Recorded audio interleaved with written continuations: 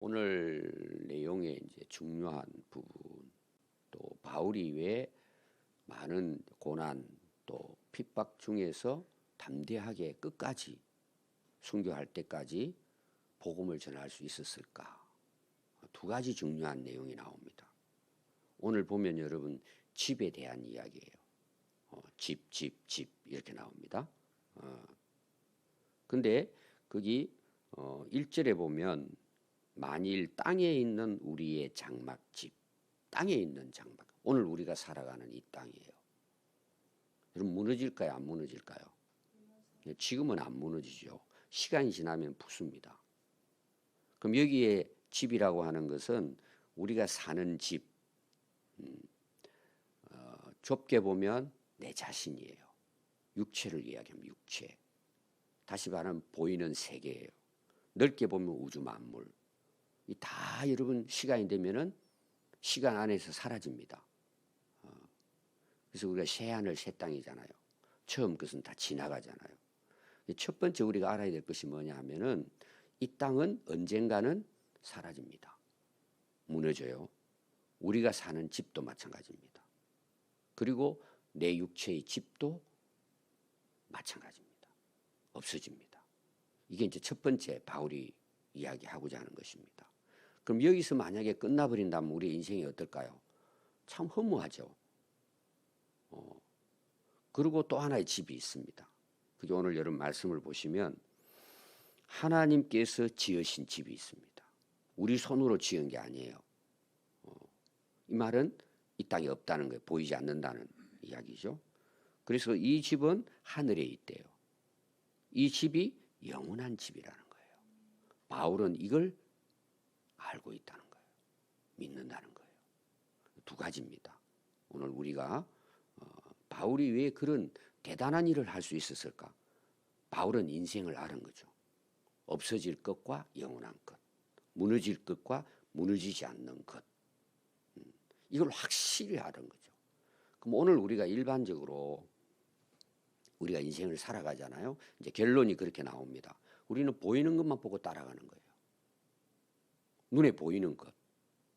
장막집이잖아요. 겉으로 보이는 것. 여러분 이거를 붙잡고 살아가려고 하면 그 인생이 어떻게 될까요? 결국은 같이 허물어지는 거예요. 왜? 무너지니까 그것이. 이게 여러분 진리예요. 진리는 변하지 않아요. 바울은 이걸 확실한 거예요. 여러분 실제로 우리가 이 성경을 읽잖아요. 성경 말씀은 동일합니다. 그때나 지금이나 앞으로도 영원합니다. 진리는 변하지 않아요. 그런데 이 말씀을 우리가 읽고 항상 듣잖아요.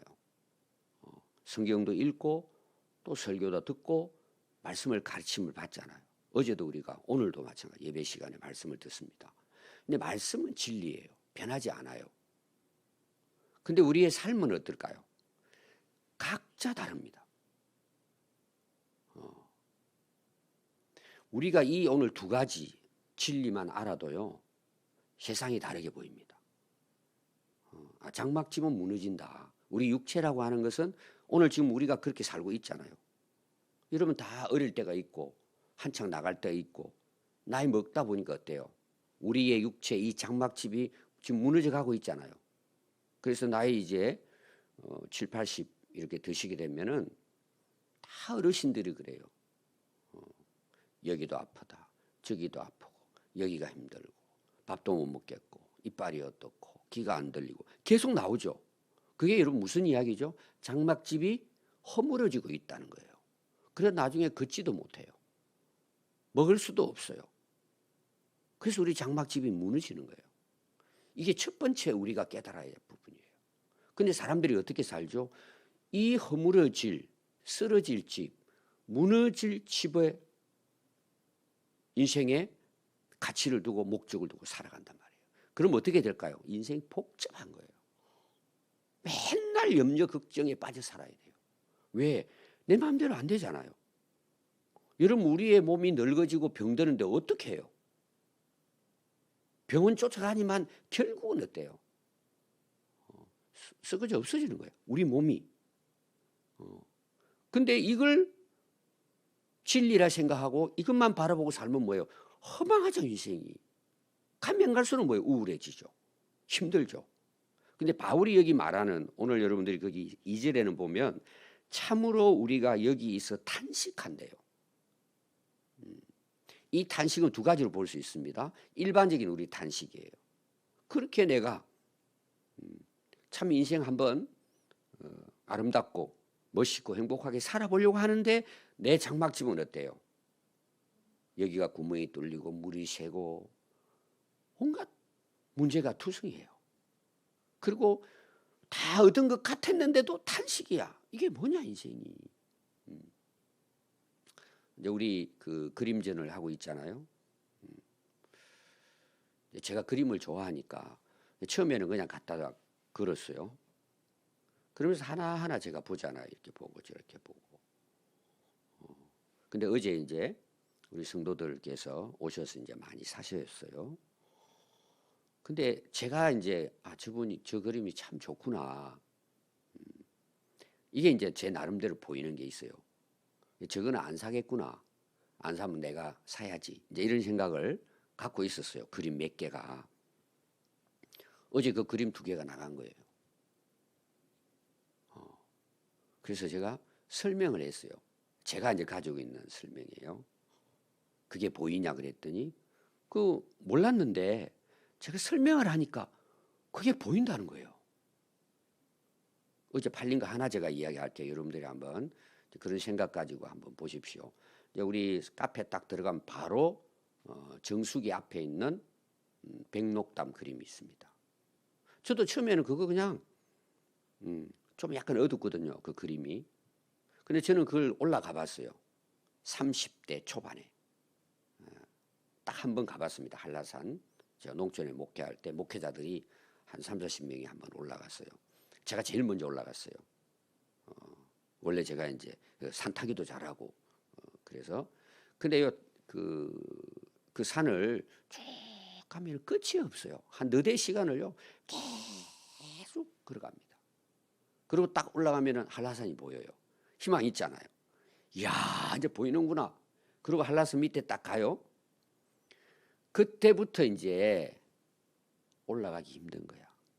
그동안 4대 시간을 막 힘들게 걸어왔잖아요. 끝이 안 보일 정도로 가는 그 길을 마지막 딱 가려고 그러니까 힘이 다 빠져버린 거예요. 근데 산이 이렇게 해요. 절벽이에요, 바로. 그걸 중간 정도 올라가면요, 내려가고 싶어요. 이제 가보신 분들은, 제가 그때 젊었을 때인데 너무 힘든 거예요. 자, 포기할까요, 안 할까요? 4대 시간을 지금 왔어요, 고생하고. 근데 한 10분 올라가면 되니 이게 막 너무 힘든 거예요. 걸어 올라가는 게. 다 그래 가가지고. 그러나 꼭대기 한번 올라가고 싶잖아요. 그래서 막 끙끙거리고 또 그때는 제가 이제 하여튼 앞장서 가지고 올라갔어요. 올라가지고 또 따라 올라오잖아요. 기대를 하고 올라가는 거예요. 딱 정상에 올라가가지고 백록담을 딱 보는 순간 허망한 거예요. 왜 허망했을 것 같아요? 안 올라가 보신 분 계세요? 네, 올라가시죠. 왜 허망할까요? 물이 없어요. 백두산은 천지는요, 물이 막 너무 멋있습니다. 딱 올라가서 보니까 물이 없는 거예요. 바닥이에요. 거기는 아마 하산이 돼가지고 물이 고이지 않고 막 다 스며드는지 몰라요. 물이 구석에 조금만 남은 거예요. 너무 허망한 거예요. 올라갔는데 와 해야 되는데 아이고 이거 보러 여기 왔나. 그게 인생이에요. 그걸 제가 설명해 줬어요.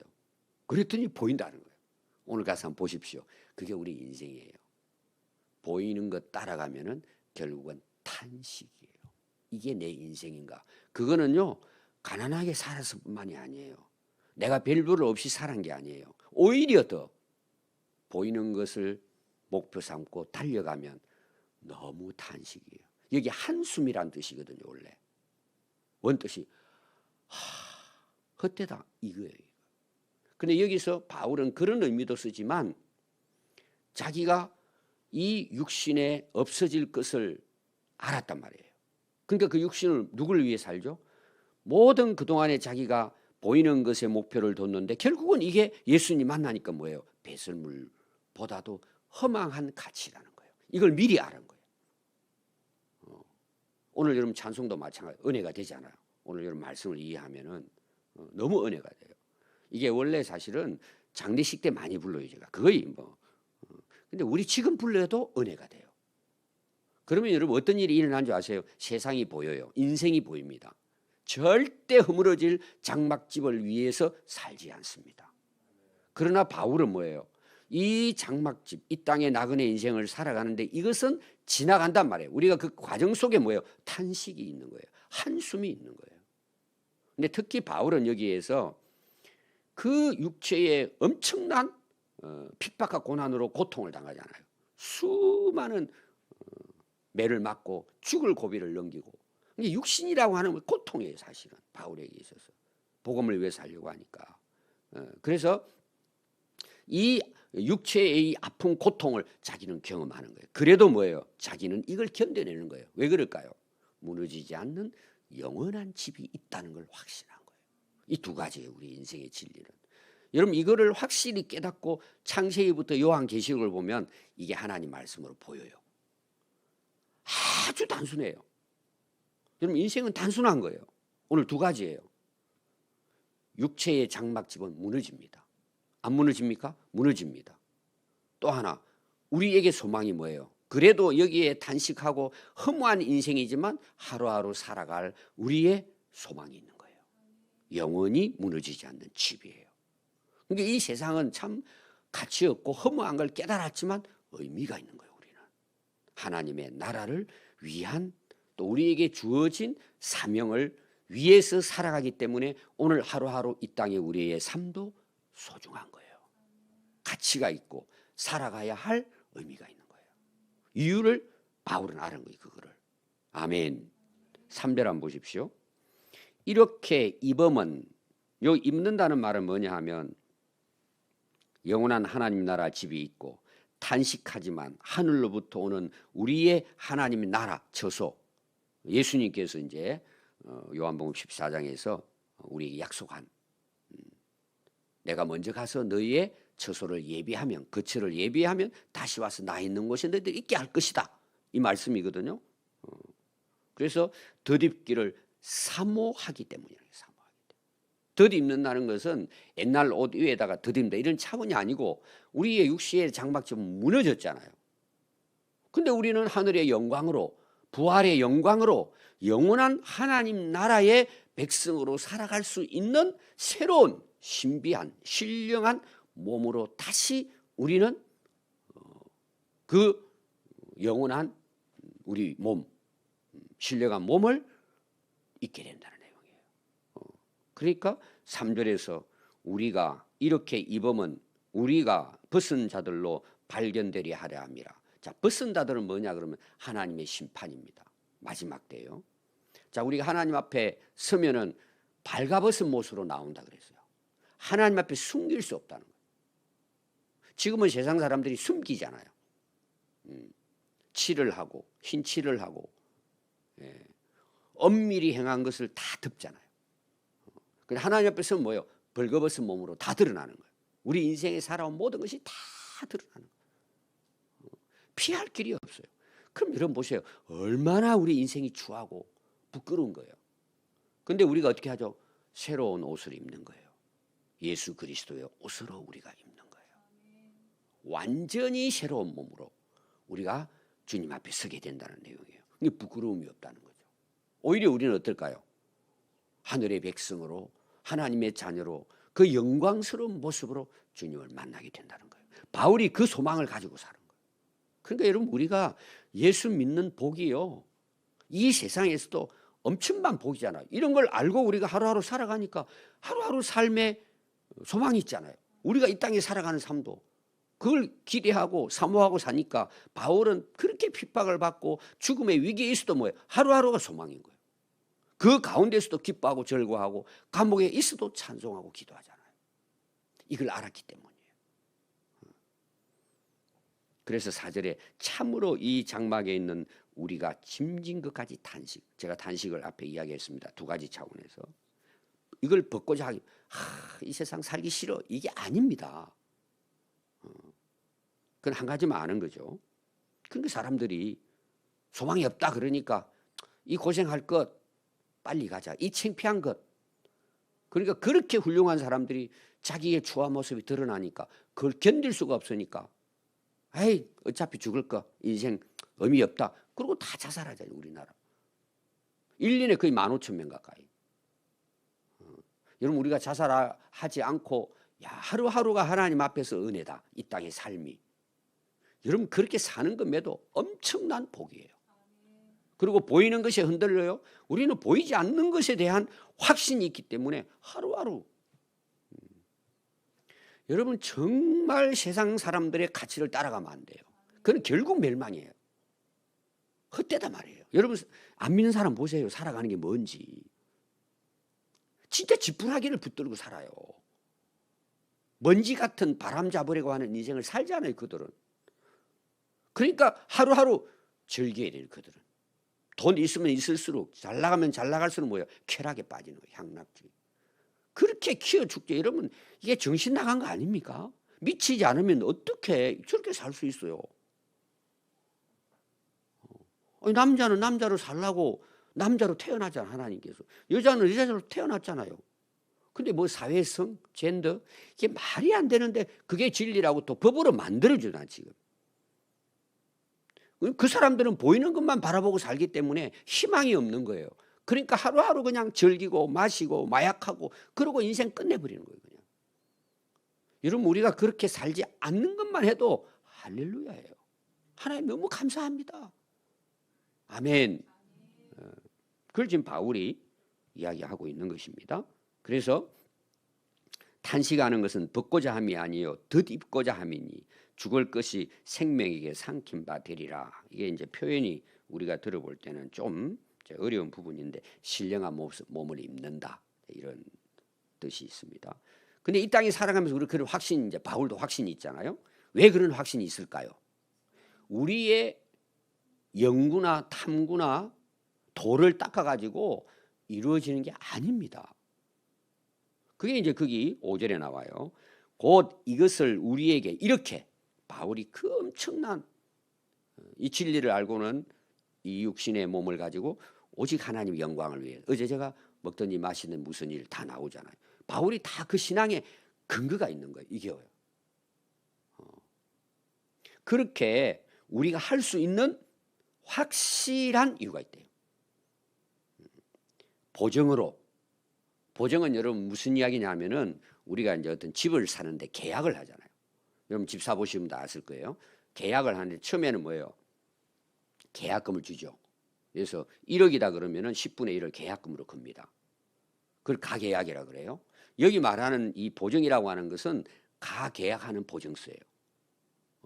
그래서 이걸 다른 말로 말하면 계약금이에요. 계약금. 원래 뜻이 성금을 치른다 이런 거 있잖아요. 중도금 치르고 마지막에 이제 다 주고 등기 이전을 하는 거잖아요. 참 바울이 설명한 것이요. 잘 생각해보면 기가 막힌 거예요. 우리는 지금 하나님 나라 아직 못 갔잖아요. 탄식하고 세상의 고통 가운데 또 우리가 말씀대로 주의 뜻을 따라 살려고 하다 보니까 육신적으로 어려움과 고난이 있잖아요. 여러분 새벽기도 왜 나오세요? 얼마나 힘들고 피곤해요. 그런데 여러분 은혜를 이 사실을 알게 되면요. 하루하루가 기쁘고 하나님께 나와 예배드리는 게 천국을 경험하는 거예요. 왜 이게 가능할까요? 세상 사람이 바꿔서 우리를 보고 뭐라 그래요? 저 미친 것들이라고. 우리가 볼 때는 정말 불쌍한데 우리를 불쌍히 여겨주는 거야. 너 왜 그렇게 되냐 그래요. 이유가 있어요. 하나님이 우리에게 성금을 줘가지고 가계약을 해주신 거예요. 너는 하나님 나라 백성이고 내 자녀다. 근데 그 자녀인데도 우리가 고생해야 안 해요. 힘들이 아니면 핍박받고 바울은 지금 더 그렇잖아요. 그런데 흔들리지 않죠. 바울은 끝까지. 우리도 마찬가지잖아요.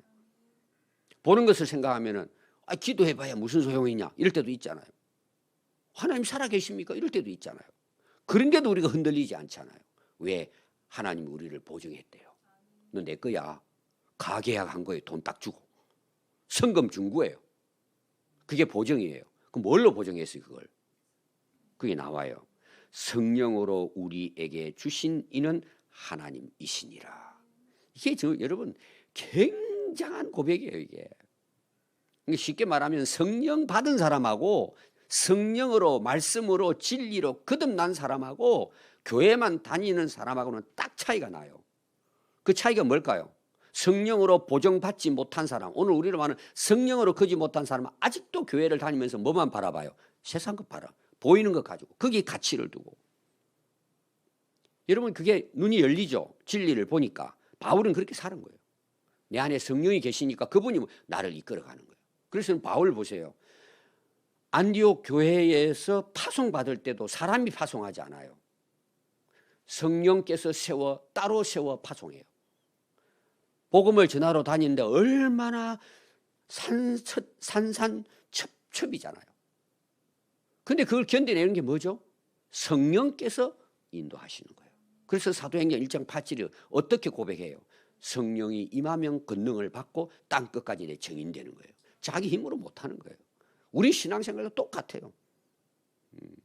여러분 육신을 바라보고 살아가는 사람은 성령의 보정이 안 된 사람이라고 보면 돼요. 내 안에 성령께서 계시잖아요. 그 하나님이 성금 치렀다는 거예요. 성령으로. 넌 내 자식이야. 거듭났어. 그러나 이 인생 나그네 길을 살아가면서 이 과정 속에는 뭐예요? 힘든 거야. 참 인생 탄식 소리가 나오지만 우리는 하늘의 드딥기를 사모하고 오늘도 그 소망으로 이겨내고 오히려 그런 고난 가운데서 하나님 영광을 드러내는 거예요. 왜? 내 안에 하나님이 딱 도장 찍어줬대. 넌 내 거야. 하나님이 성금을 주신 거예요. 그게 보정으로 뭐라고요? 내 안에 성령님이 계신 거예요. 그래서 우리가 성령 충만해야 뭐예요? 세상을 이기는 거예요. 아멘. 얼마나 멋있어요. 그래서 6절 보니까 그러므로 우리가 어떻게 살아가죠? 담대하게 살아가는 거예요. 그 여러분들이요, 뭘 좀 가졌느냐, 뭘 사느냐, 크기에 목매는 사람들 돌아봐야 돼요. 그 자기 생각대로 사는 거잖아요. 말씀대로 사는 게 아니고 성령의 인도말 따라 사는 게 아니잖아요. 그래서 여러분 성령 충만하면 능력이에요. 그게 우리가 말하는 어떤 역사를 자기가 이루어가지고 유명세를 타고 그 전부 다 잘못된 거예요. 이 바울의 고백이 옳잖아요. 담대하게 그 가운데서도 제가 다음에 또 제가 설교한다 그랬죠. 왕 앞에서도 총독 앞에서도 살려주세요 해야 맞는 거예요. 재판에서는. 거기서 예수 증거하다가 왕이 너 나 또 예수 믿게 만드네 이런 고백을 하는 거예요. 우리 담대하게 삽시다. 우리는 소망이 있잖아요. 성령이 내 안에 계시잖아요. 뭘 좀 먹고 마시고 덜 먹고 아파트 평수 가지고 여러분 이게 예수 믿는 사람일까요? 하늘의 소망을 가지고 사는 사람일까요? 여러분 이것만 알아도요 오늘 하루가 어떨까요? 약간 뜨스다녀요. 아멘. 그게 사모함이에요. 여러분 정말 그렇게 된다니까요. 그래서 몸으로 있을 때는 내가 주와 따로 있는 줄 아느라. 이건 뭐냐면 영원한 하나님 나라와 이 땅의 장막집은 아직도 뭐예요? 부족하죠. 우리가 살아가는데 영원하진 않죠. 그래서 지금은 뭐예요? 성령이 거하심으로 우리가 지금은 얼굴과 얼굴을 대하는 그 하늘나라 영원한 집에 가기까지는 거울로 보는 것처럼 좀 희미해요. 그러니까 우리가 약하잖아요. 쓰러질 것 같기도 하고 탄식하기도 하지만 또 일어서고 또 일어서고 계속해서 우리가 마지막 결론입니다. 참 이게 저는 멋있었어요. 결론이니까. 이는 이렇게 다 살아갈 수 있는 것은 뭘로 살아간다는 거예요? 믿음으로 살아가는 거예요. 참 멋있잖아요. 제가 히브리서 11장 믿음의 장. 그래서 또 뒤에 나오는 게 뭐예요? 눈에 보이는 것으로 우리는 살지 않는다. 이게 앞에 나오는 마지막의 결론이 바울의. 오늘 여러분 다른 거는 잊어버려도 이제 알잖아요. 장막집에 대한 나그네 인생길. 근데 왜 이렇게 내가 살았느냐? 우리는 보이는 것을 생각하고 따라 사는 게 아니라 보이지 않는 것을 믿음으로 바라보고 오늘을 살아간다는 거예요. 얼마나 멋있어요. 여러분 세상 바라보지 마세요. 믿음으로 하늘의 소망 가지고 오늘도 살아가면 대통령 부럽지 않아요. 아멘. 부르시면 우리는 뭐예요? 오늘 가면 어떻게 돼요? 오늘 하늘의 신령한 몸으로 더 듣게 되는 거예요. 예수를 위해 살아가는 동안에 고난도 있고 핍박도 있어요. 그러나 이길 수 있어요. 그 가운데서도 하나님께 영광 돌릴 수 있어요. 얼마나 멋있어요. 우리 하나님의 백성으로 하늘의 소망 가지고 하루하루 담대하게 삽시다. 아멘. 기도하겠습니다.